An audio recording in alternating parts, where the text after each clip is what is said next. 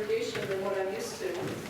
The last time I preached in front of this many young men and women, it was at Great Lakes at the Navy's boot camp. So I had mostly 18 to 24-year-olds who were disallowed from touching one another. And if they wouldn't have touched one another, they would have found themselves sitting in front of the captain at captain's mast. So it's a little bit more comfortable here tonight, and you are a little bit older than what I'm used to. The military has given me an opportunity to think about our faith in a very deep way. And I remember the day that I was thinking, as I was being so very careful not to proselytize, not to try to push the Christian faith on recruits, because that's not what we're supposed to do. We're supposed to be there to serve all people and to be sure that they understand that it's okay if their faith tradition is different from mine. And I think I'm quite good at respecting that expectation of a military chaplain. But there was a time when I was sitting reflecting that if this is good news, then I probably need to be a little more enthusiastic about sharing it when it is appropriate. And so I've had an opportunity for the last 3 years to share this good news with young men and women who are cut off from Facebook and the internet and their cell phones. And they're in training being told that, well, they suck. I'm just going to say it. That's what they're told, in various ways. And I get to share good news with them. And I decided that it is to invite people to think about who they are and who God is, and that helps us to come to a better place in life. And I will never forget the day when I was at Camp Pendleton in Southern California, wearing my Marine Corps uniform, standing in the head, it's the bathroom, looking at what I was wearing at 50 years of age in my infantry combat boots, and saying to myself, beloved child of God. And that was life-changing and life-giving, that I am a beloved child of God. No more, no less. And so as I share with you a message tonight, I would ask you to ponder, as I've asked Coasties and Marines and Sailors, to think about who God is and who you are. And that will change your life. It is life-giving. If you were given the opportunity to tell a Christmas story, how would you approach the task? Perhaps sing a favorite hymn would help listeners go into a deeper understanding of this life-changing event. Or maybe you would capture Mary, Joseph, and Jesus on canvas using the muted colors and hues of brown. Maybe the woodworker would go to the shop and find a weathered piece of barn board and make a creche. The poet might take pen in hand and craft images from words, and listeners or readers would hear the gospel anew, the good news. But how would you share God's story, our story of redemption that transforms life? I told the children to be semper paratus, to be always ready to be able to share that good news, and I invite you to do that as well. Now, I'm going to confess, I did not prepare a sermon for you this evening. I borrowed one. And I borrowed one from someone whose name we know well. And I borrowed one thinking, well, if they don't like the sermon, they can blame Martin Luther. I'm going to share with you tonight Luther's Christmas sermon. And if you have in your mind who Luther is, and if you've seen him portrayed in movies, and we know he was a scholar, he was a teacher, but this sermon is a compilation of Luther's Christmas sermons that he preached over a 30-year period of time. And history records that there are times when he preached a nativity story, the story of Christ's birth, a dozen times a year. And so we have a professor who took all of the recorded history of these sermons and put them together, and this is known as Luther's Christmas sermon. And as I told Coasties and Marines and sailors, as you are hearing these simple words, because Luther's not all heady in this sermon, it's very simple. It's like he's teaching his children. I want you to invite you to think about who God is and who you are in relationship to God and how this transforms life. It is good news. The angel Gabriel was the commander-in-chief of all the hosts of heaven. He had legions of angels at his command, and his appearance was so resplendent that one could look on him with unveiled face and not live, unless divested of all glory. Yet, despite his eminence, he was willing to be sent by God as an errand boy with a message to a simple maid in Nazareth.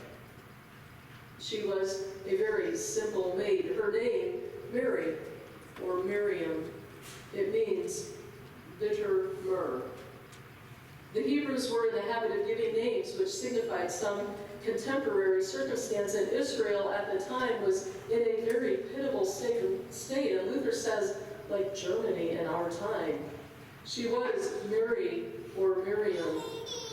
I think she was probably an orphan. But there's not a word about it in the biblical account. I think she was probably a girl of 13. And so to this girl, the angel Gabriel brought a message. Why did he not go to Jerusalem and appear to the daughter of Caiaphas, living in a palace and clad in fine raiment?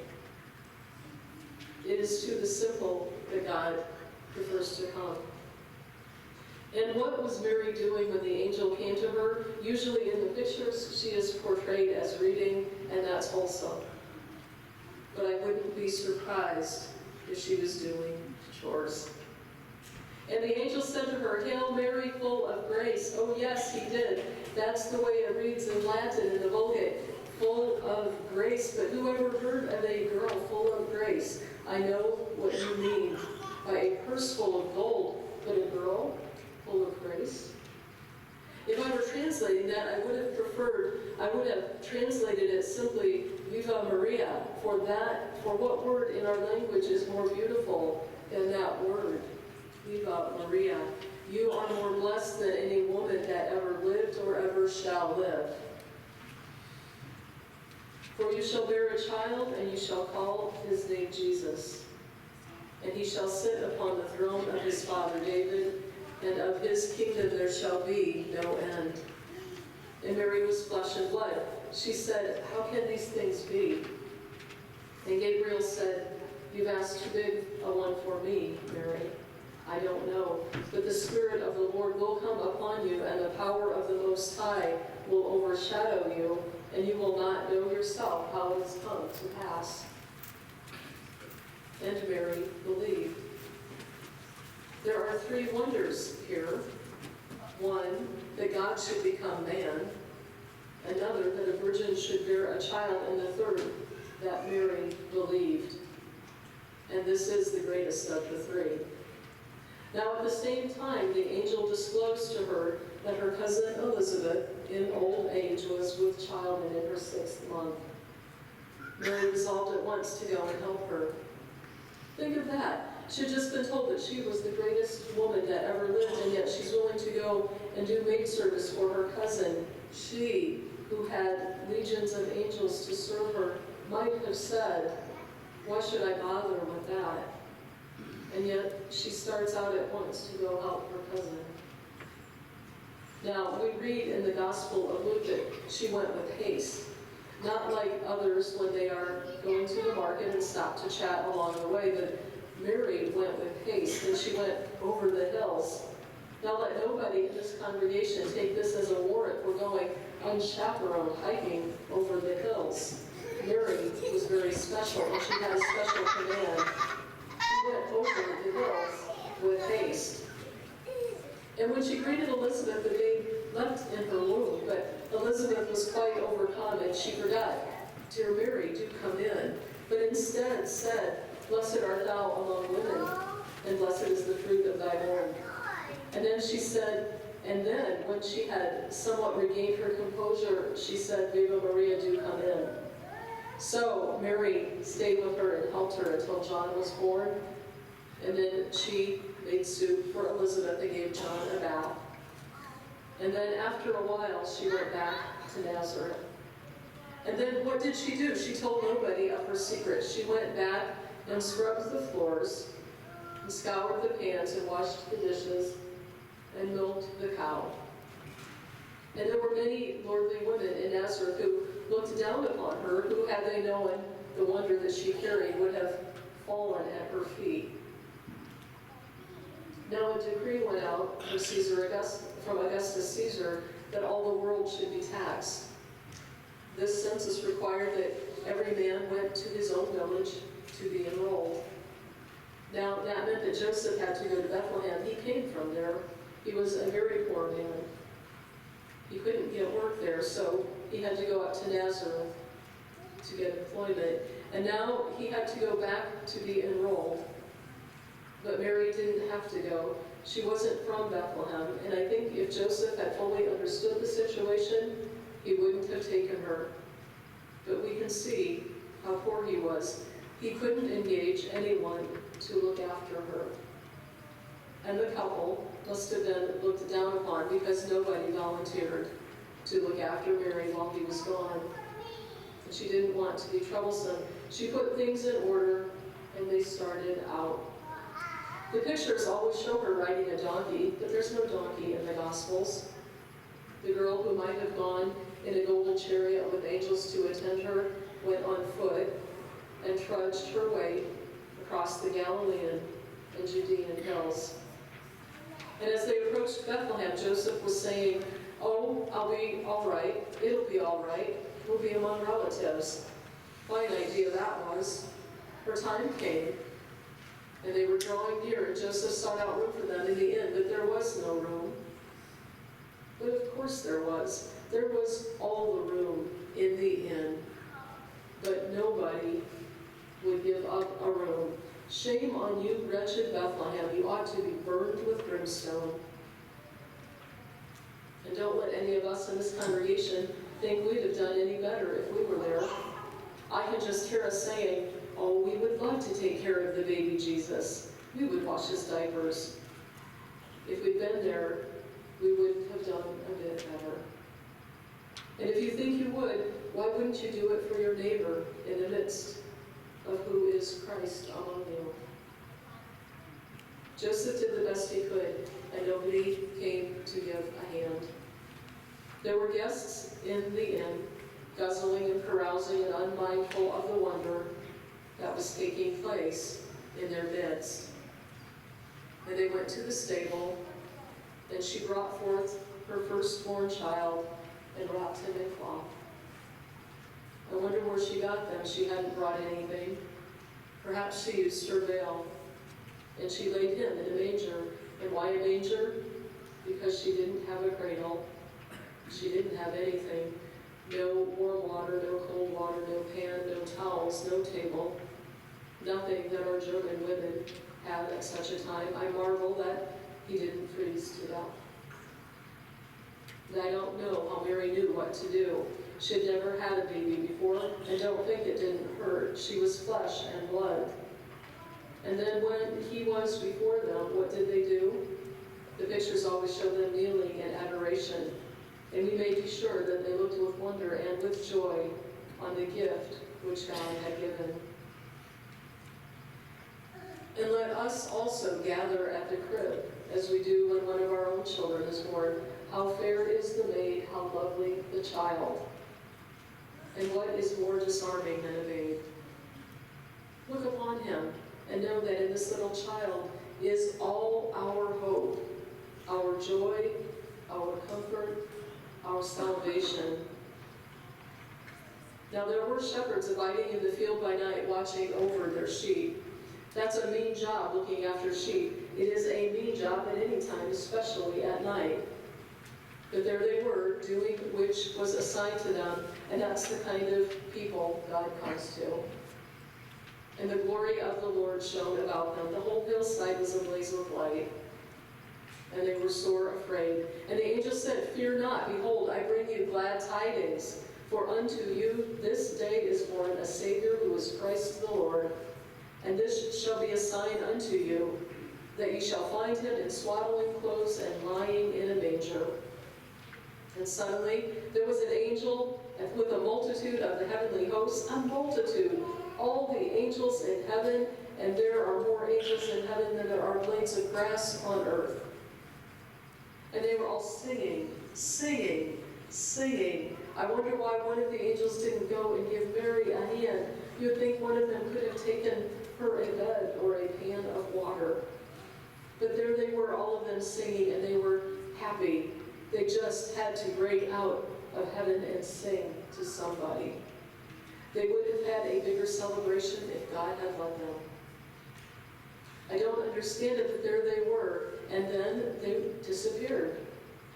The shepherds said, "Let us go even unto Bethlehem." They believed. I don't know if I would have believed. I would have said, this doesn't make any sense. All the heavens to open up and the angels sing a cantata just to a few shepherds on a hillside? Why, if a king were born, surely the angels would have gone to Jerusalem and sung for Caiaphas or King Herod. That they should do it for shepherds doesn't make any sense. They must have been dreaming. Besides, if I'd been God and wanted to save the world, I wouldn't have done it in that way. I would have called in the devil and twisted his nose and said, "Let my people go." But God is amazing. He sends a little baby as weak as an earthworm lying in the feed box of a donkey. And that little baby crunches the devil's back and overcomes all the power of hell and sin and death. And the shepherds went to Bethlehem, and they did not recoil when they saw the squalor, but knelt in adoration. And then they told the whole countryside about it, what had come to pass. And then we read, "And the shepherds returned."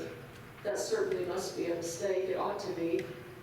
The shepherds, maybe they should have shaved their heads and went into a monastery.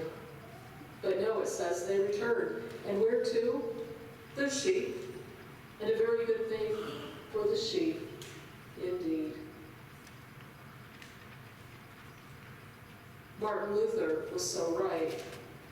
This holy story is all the more wondrous because it is disguised in the ordinary. Not tinsel and the glitter and pageantry, but in the daily grittiness of living life as it comes.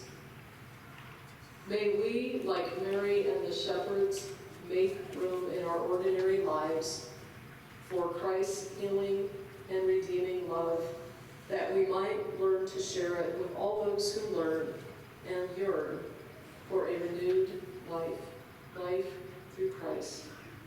For it is through Christ alone that peace on earth begins. And it begins with peace in our soul. Merry Christmas and Amen.